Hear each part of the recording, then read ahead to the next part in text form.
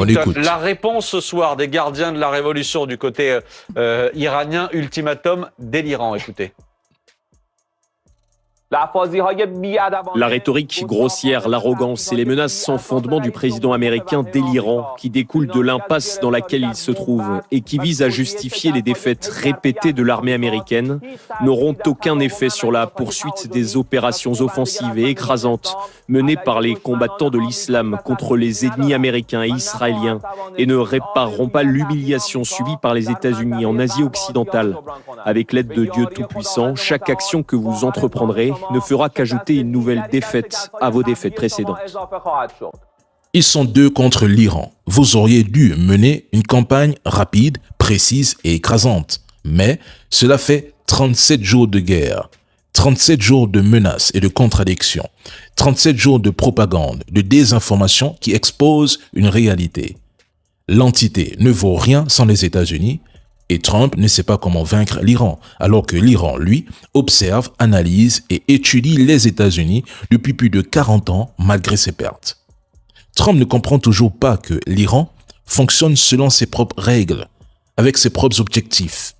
Mesdames et messieurs, je rappelle ici que c'est eux et leurs trolls qui annonçaient un Iran déjà vaincu entre le 28 février et le 5 mars. Alors qu'ils viennent maintenant expliquer pourquoi, plus d'un mois après, la guerre dure encore. Le détroit d'Ormuz est sous contrôle iranien. Le conflit secoue les marchés de l'énergie. Certains anticipent une récession mondiale en cas d'enlisement.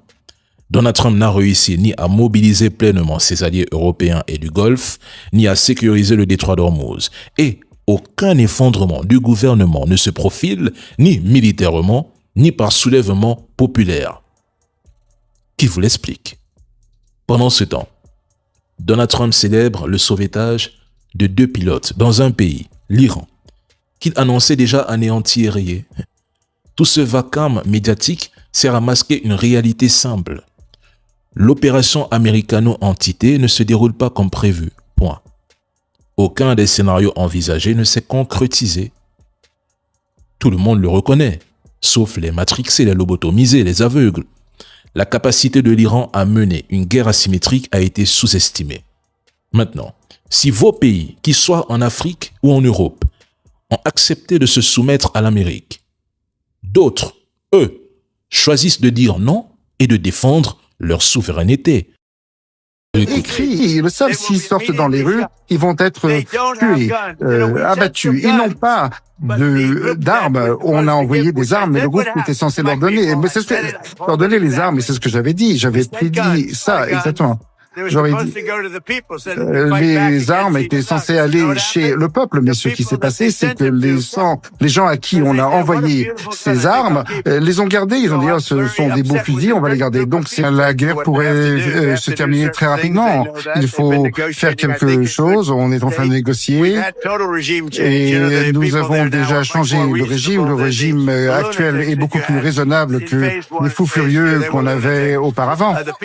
Donc, les gens avec qui nous négocions maintenant, et ceux qui négocient au nom de l'Iran sont beaucoup plus raisonnables. On peut l'appeler comme on veut, mais moi je pense que c'est un changement de régime et je pense que la plupart des gens comprennent que c'est le cas. Je pouvais le faire, moi j'aurais pris le pétrole, tout simplement. On veut rentrer aussi chez nous. Moi j'aurais pris le pétrole, j'aurais fait énormément d'argent.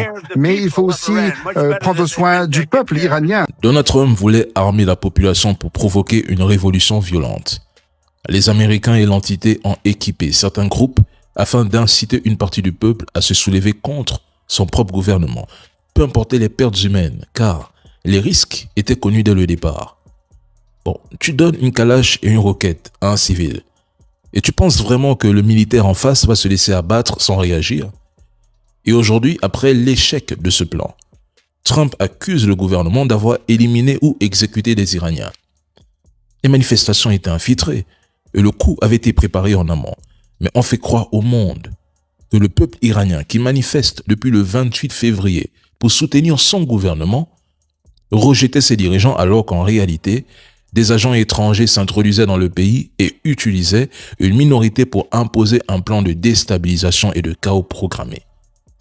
Trump qui affirme aujourd'hui que le peuple iranien a peur de descendre dans la rue est le même qui, au début de la guerre, appelait ce peuple à se soulever à renverser son gouvernement, à ne pas rester passif, quitte à mourir. Alors, à défaut de voir toute option, il en vient à frapper des infrastructures civiles, des ponts, des centrales électriques, car en réalité, Trump n'a jamais été là pour libérer qui que ce soit.